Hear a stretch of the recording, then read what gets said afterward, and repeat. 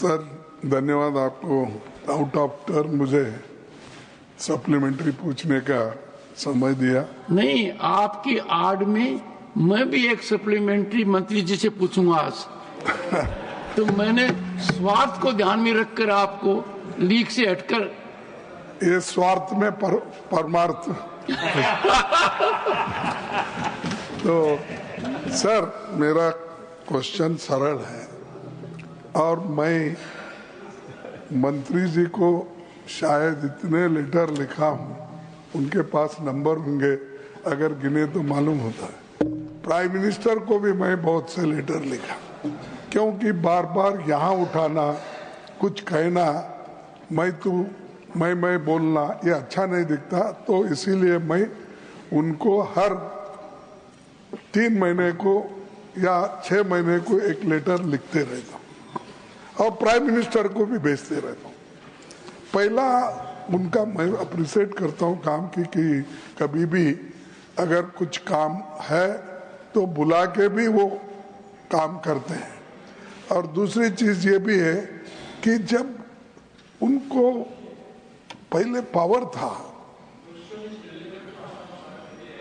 Assam, then I don't ask. माननीय I don't ask. Mallikarjun खड़गे जी कृपया।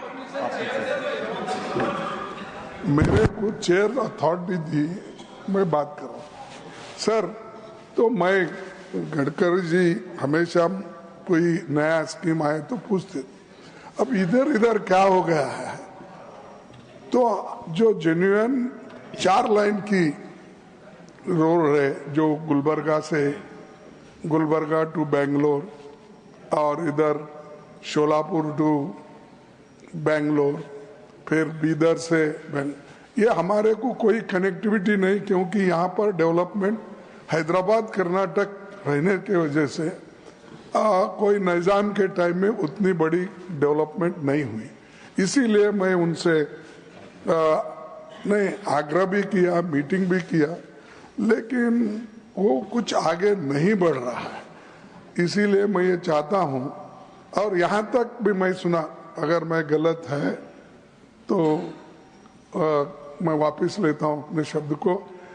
इवन नेशनल नंबर रखने के लिए भी, यानी नेशनल हाईवे नंबर 1, 2, 3, 4, 106, 108 नंबर के लिए भी प्राइम मिनिस्टर ऑफिस जाना पड़ता है, ऐसे मुझे इंफॉर्मेशन मिला है।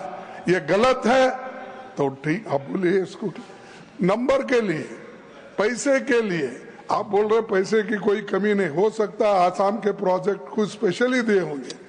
अब आप बॉन्ड्स उधर इधर से ले रहे हैं, ये आपकी मेहनत है, क्योंकि आपका दिमाग इतना तेज है कि हर चीज को अगर नहीं देते हैं तो कुछ और तरीके निकालते हैं।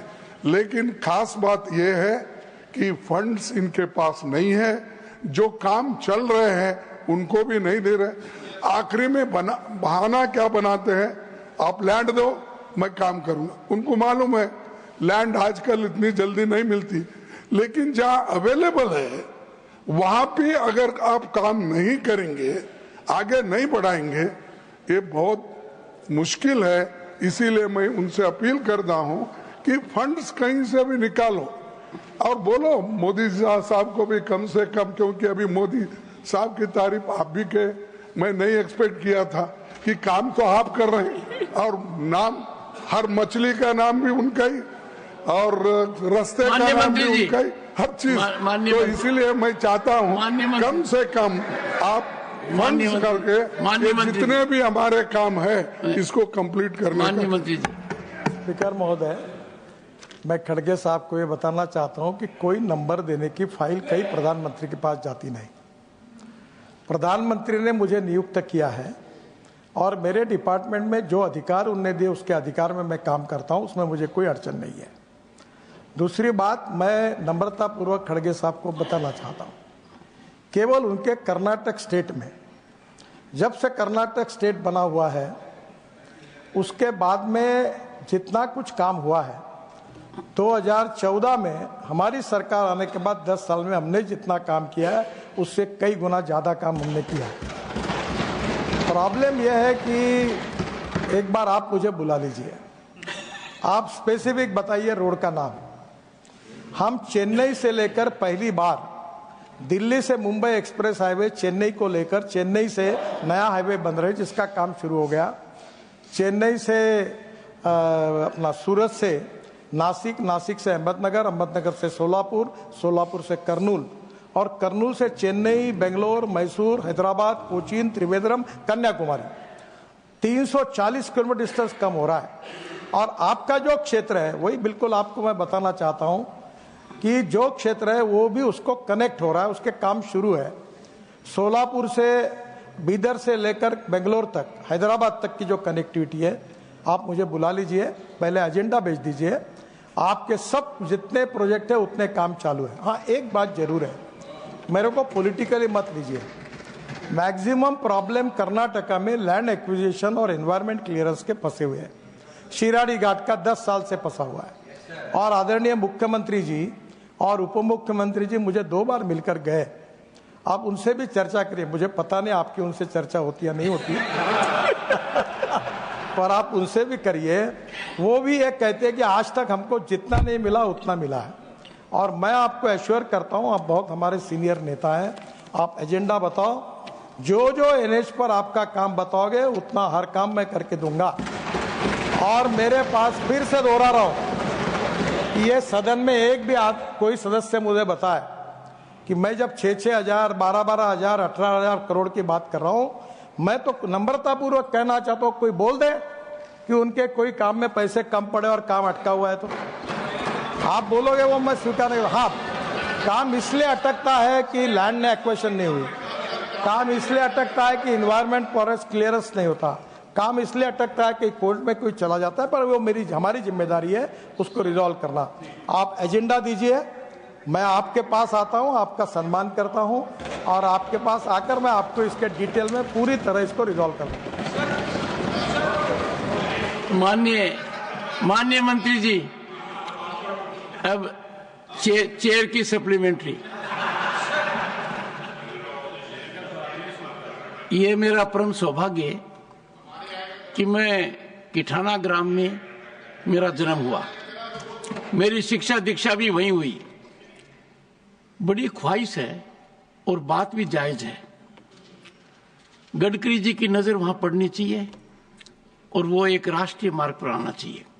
इसका सीधा नतीजा ये होगा कि जो लोग रिंगस से दिल्ली आते हैं, कम से कम 30 किलोमीटर कम होगा। इसकी जानकारी आपके दफ्तर को देंगे, आपकी इनायत भी हो तो सब ठीक हो जाएगा। सम्माननीय अध्यक्ष महोदय, आप मुझे वहाँ की जागरूक स्थिति मालूम नहीं है, आप मुझे एक बार आदेश दिया आपने, उसका डिटेल दे दीजिए। और निश्चित रूप से, वैसे आई एम ओनली ऑथोराइज कि मैं नेशनल हाईवे पे ही पैसा खर्चा कर सकता हूँ, पर आपका जो रोड कह रहे हो उसको हम नेशनल हाईवे बनाकर वे आउट निकालेंगे और मैं जरूर। Question number 199, Shri Narayan Das Gupta. Honourable minister,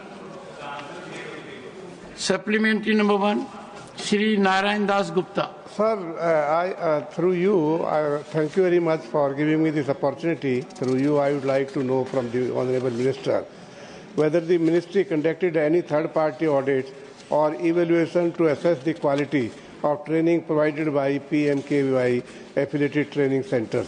If so, may I request the Honourable Minister to share the finding of the audit. Honourable Minister. Several such third-party surveys have been ordered in the past. I would first quote the PLFS survey 22-23 that says that 62% of the vocationally trained population is currently working, implying that vocational training has helped people secure employment, livelihood for themselves. This obviously indicates a strong correlation between skilling, vocational training, and employability. Sir, as far as third-party evaluation, in 2020, sir, October, Niti Aayog had done a study of PMKVY 2.0. I'll just share the findings quickly. About 94% of the employers surveyed reported that they would hire more candidates trained under the scheme. 52% of the candidates that were placed in full-time, part-time employment received higher salary or felt that they will get higher salary compared to their peers who have no certification. Sir, the second such survey was conducted by Indian Institute of Public Administration in 2020, and I have the findings here, sir. The maximum percentage of beneficiaries, which was 70.5%, received placement in their desired skills sector. And the astounding impact of the skilling was that 118.2% change in the monthly wages of the beneficiary. Sir, a third impact evaluation study of Sambodhi and IPE Global in 2020, the findings here are that 76% candidates acknowledged that their chances of getting another employment to be good or very good. And as far as recognition of prior learning, 75% of PMKVY certified employed candidates agreed or strongly agreed that the training has helped them be more prepared for their current employment. Apart from this, sir,